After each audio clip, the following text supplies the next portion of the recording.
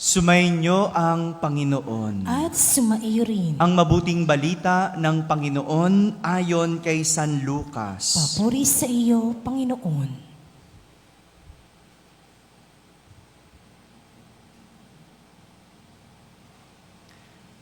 Noong panahong iyon, pumasok si Jesus sa Jericho at naglakad sa kabayanan.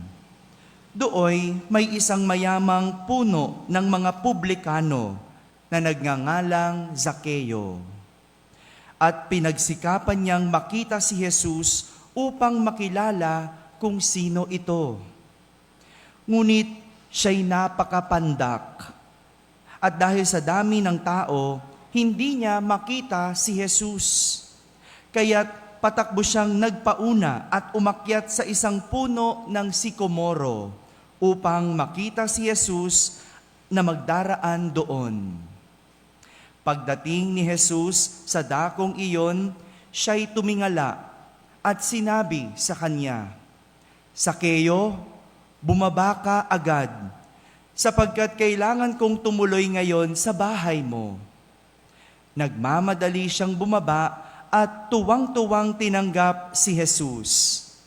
Lahat ng nakakita nito ay nagbulong-bulungan. Nakikituloy siya sa isang makasalanan, wika nila.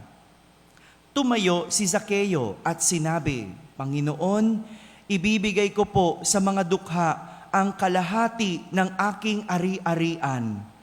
At kung ako ay may nadayang sinuman, 4 na ibayo ang isa sa uli ko sa kanya." At sinabi sa kanya ni Jesus, "Ang kaligtasan ay dumadating ngayon sa sambahayang ito.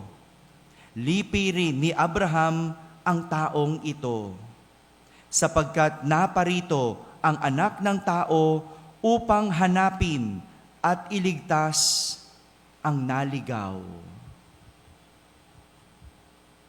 Mga kapatid, ang mabuting balita ng Panginoon. Pinupuri ka namin, Panginoong Hesus Kristo.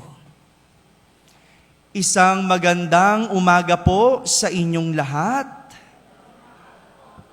Magandang umaga rin sa ating mga kaparokya na nakakarinig ng ating banal na misa dyan sa mga barangay.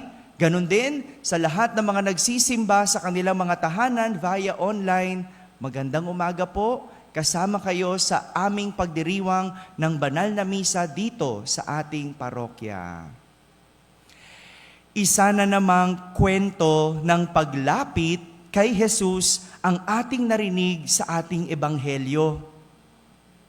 Kung kahapon, isang bulag ang lumapit kay Jesus dahil ibig niyang makakita muli. Naalala niyo ba? Yung kahapon, isang bulag ang lumapit kay Jesus. Ngayong araw na ito, isang puno ng publikano na nagngangalang Zakeo ang nagnanais lumapit kay Jesus. Sabihin niyo nga po, publikano. Ang publikano ay maniningil ng buwis, tax collector.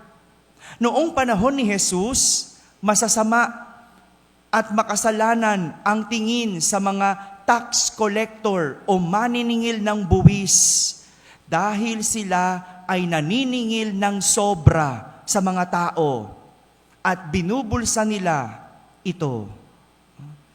Noong panahon ni Jesus, galit ang mga tao sa mga tax collector kasi sila ay masasama. Sila ay makasalanan. Noon po yun. Hindi ko alam ngayon. Ganun pa rin ba? O bahala na kayo, wala ako dyan. Basta sabi ko, noon, galit ang mga tao sa kanila sapagkat kilala silang makasalanan ng bayan. Kaya hindi natin masisi kung bakit ganun na lang ang galit ng mga tao nang makita na lumapit si Jesus sa isang puno ng publikano. Puno, yung head, yung pinuno. Kung sa mga ordinaryong maniningil ng buwis, galit sila, abay mas lalo doon sa pinakapinuno. Ngunit kahit makasalanan, itong si Sakeo, ninais niyang makalapit kay Jesus. Ninais niyang malapitan si Jesus para makilala si Jesus. Mabuti pa si Sakeo, gustong makalapit kay Jesus kahit makasalanan. Ang ilan sa atin, madami nang ang kasalanan, ayaw pang lumapit kay Jesus. Panghuling araw na ng pagbisita ng mahal na Poong Jesus Nazareno dito sa ating parokya. Kung hindi ka pa nakakabisita, kung hindi ka pa nakakasulyap o nakakahipo man lang sa ating Poong Jesus Nazareno, bukas ang ating simbahan buong araw. Mamayang gabi, ihahatid na siya sa kanyang simbahan sa Quiapo. Kaya, yung mga makasalanan, huwag mahiya. Lumapit kay Jesus. Tayo nga ang dapat lumalapit. Wala tayong dapat ikahiya. Di hamak naman na siguro, mas higit ang kasalanan ni Sakeo kesa sa atin. Yung kasalanan ni Sakeo, kasalanan niya sa buong bayan. Yun tayo, no? Kasalanan mo lang naman sa nanay mo, kasalanan mo sa kaibigan mo, no? Hindi ko naman sinasabing lang, pero mas higit ang kasalanan ni Sakeo, pero may pagnanais siyang lumapit at makilala si Jesus. Pero dahil napakapandak ni Sakeo, hindi naging madali ang kanyang paglapit kay Jesus. Dahil hindi niya makita si Jesus sa dami ng tao.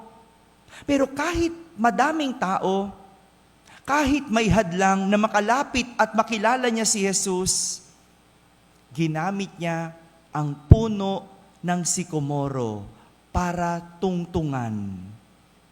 Kaya naman sa huli, siya ay nakita ni Jesus at tumuloy sa kanyang tahanan. Sadyang hindi tayo mauubusan ng hadlang para hindi makita si Jesus. Andyang busy tayo sa trabaho, kaya hindi makapagsimba. Maraming gawain sa bahay. Ano pang dahilan? Maraming aralin, walang pamasahe. Ano pang hadlang? Diba kung ano-anong ating dahilan? Ika nga ng kasabihan, kung gusto, may paraan. Kung ayaw, madaming dahilan. Pero hindi tulad ni Sakeo, ginawa niya ng paraan ang mga hadlang para makalapit kay Jesus. Mas matindi yung kanyang pagnanais na makita si Jesus kaysa ang mga hadlang sa kanyang buhay. Gumamit siya ng isang puno ng sikomoro bilang tungtungan para makita si Jesus. Sa ating buhay, marami tayong puno ng sikomoro para tungtungan, para lang makita at makilala si Jesus. Andyan ang simbahan. Ang ating simbahan, bukas lagi. Sa kung sino mang gustong lumapit kay Jesus, andito kaming mga pare, pwede kaming lapitan para kayo ay ilapit sa Diyos. Andyan ang cellphone, ang gadget. Wala nang dahilan para hindi makapagsimba. Ngayon, no, kahit street dweller, may cellphone. No? Naalala ko nun sa Quiapo, yung mga natutulog sa labas namin, no, nakikicharge pa. May cellphone. Yung iba nga di baling walang makain, basta may load. So walang dahilan para hindi makalapit kay Jesus. Yung ikinahihiya mong ilapit, yan ang malaking dahilan para mas lalo kang dapat lumapit. Si Sakeo, nagnanais makita at makilala si Jesus dahil gusto niyang magbagong buhay.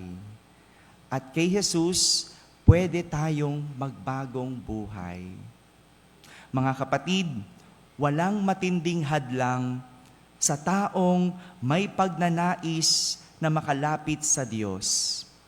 Gaya ng walang matinding kasalanan ang pwedeng makapaghiwalay sa tao at Diyos. Amen? Amen.